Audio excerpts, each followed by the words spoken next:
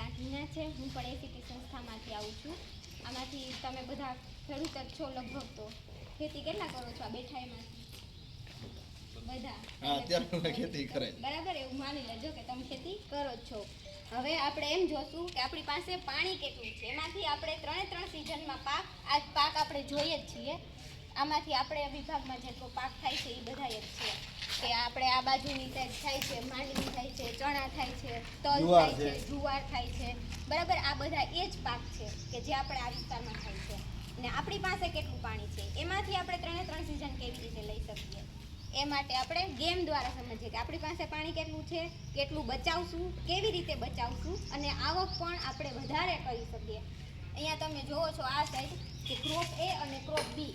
હવે તમને બધાને અહીંયા લખેલું છે કે ક્રોપ એ વાવીએ તો ઓછી આવક થાય એવું તમને બધાને દેખાય છે, અને ક્રોપ બી વાવીએ તો વધારે આવક થાય છે. હવે આપણે ગેમ દ્વારા સમજીશું કે ક્રોપ એ વાવવાથી કે બી વાવવાથી આપણને કેવી રીતે આવક થશે. તો ચાલો બધા અમે આઈડી કાર્ડ હશે, બધા ડોકમાં પહેરી લ્યો. તમને જે આ આપવામાં આવેલ છે ગિફ્ટ, એની અંદર આ પાક છે. તમારે એનું વાવેતર કરવાનું છે. એકબીજાને પૂછીને નહીં, તમારી રીતે કોઈ બતાવને નહીં. આઈ કાર્ડ પહેરી લેજો. 1, 2 નંબર એવી રીતે આમ સિરીઝમાં દેખાય.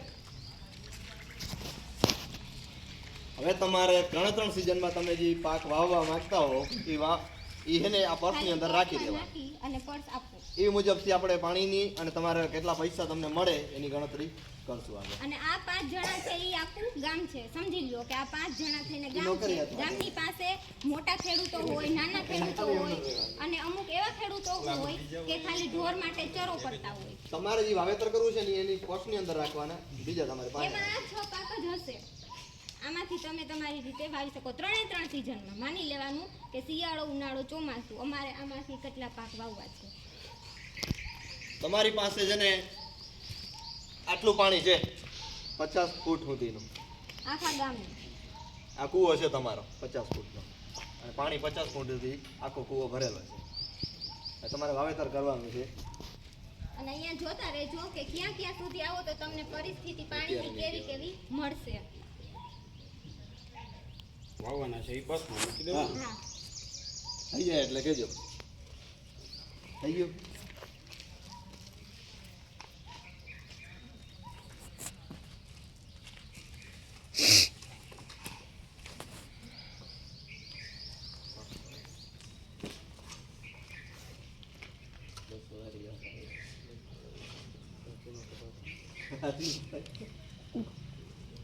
ગૂગલ પે હાલ છે. હા મહેશભાઈ, ઓલામાં લખો તો પોઈન્ટ.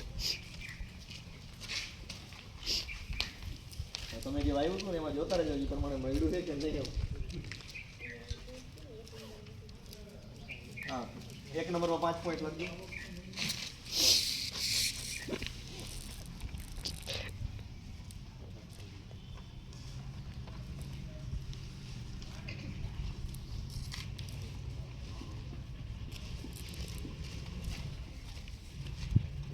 બીજામાં 5.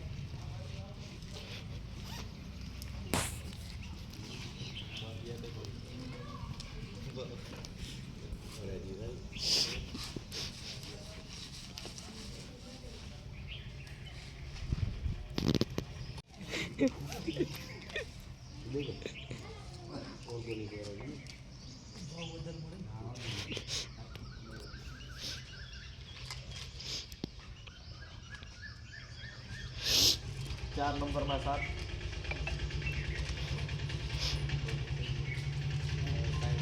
નોકરી આપશે ભાઈ. હવે તમે જે સિઝનમાં વાવેતર કર્યું અને તમારી પાસે જે પાણી હતું એમાંથી કેટલું વપરાશ થયું, એમાંથી 2% જે તમારે છે 2 ફૂટ એ પીવાના પાણી માટે તો જોવે જ. પીવાનું પાણી તો જોવાનું, અને ખેતીનું અલગ. એટલે એની આપણે ગણતરી કરીએ હવે કે કેટલા ફૂટ તમે પાણીનો વપરાશ કર્યો.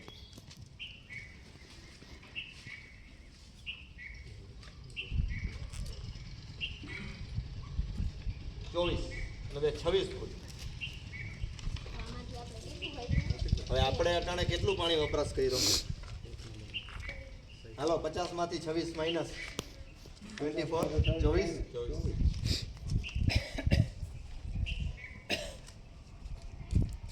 24 ફૂટ. હવે આપણે તમારી પાસે અત્યારે જો પરિસ્થિતિ ક્યાં આવી ગઈ. આવી રીતે તમારી પાસે 50 ફૂટ હતું પાણી ત્યારે તમે આ રીતે એનો ઉપયોગ કર્યો છે. હવે તમે અહીંયા આગળ આવી ગયા, પાછું વાવેતર કરો, પાછું પાકનું વાવેતર કરો.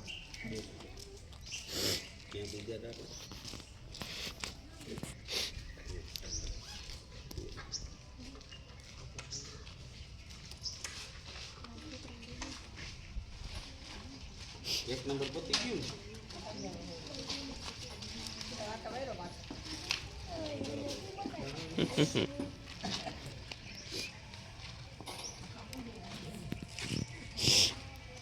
બે જ વાવેતર કરવાના છે?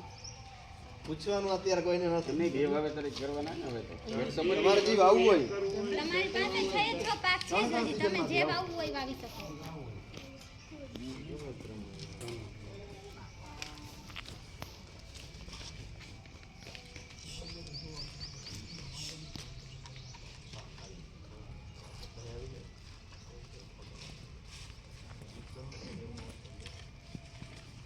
થઈ ગયું વાવેતર? લાવો જેને થઈ ગયું હોય લાવો.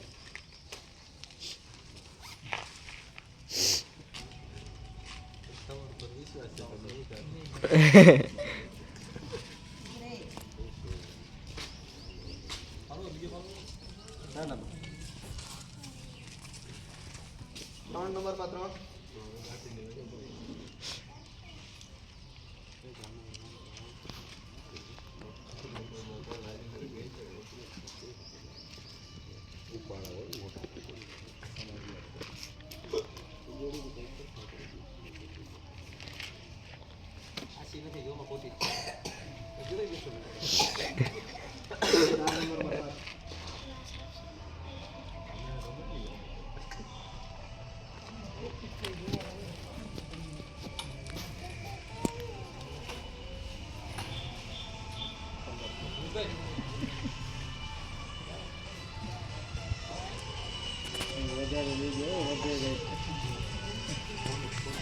3 નંબરમાં 3 2 નંબરમાં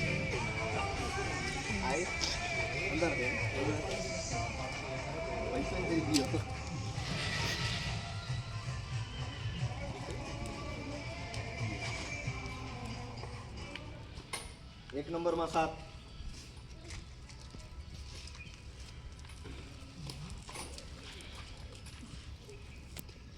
હવે ટોટલ કેટલો થયો? 2 તો ઓલું માઇનસ કરવાનું જ છે પીવાના પાણીમાં. 7 ને 7 14 12 28 26. હવે તમારી પાસે 24 હતું એમાંથી તમે 26 ફૂટ પાણી વાપરી લીધું. તો પાણી ક્યાં ગયું? -2. એટલે હવે પીવાનું પાણી વેચાતું લેવું પડે. 200 રૂપિયા ઉઘરાવી લ્યો પીવાના પાણીને. તમારી પાસે પાણી છે જ નહીં અત્યારે તો. ના બાકીમાં નહીં હાલે તો પાણી નહીં મળે.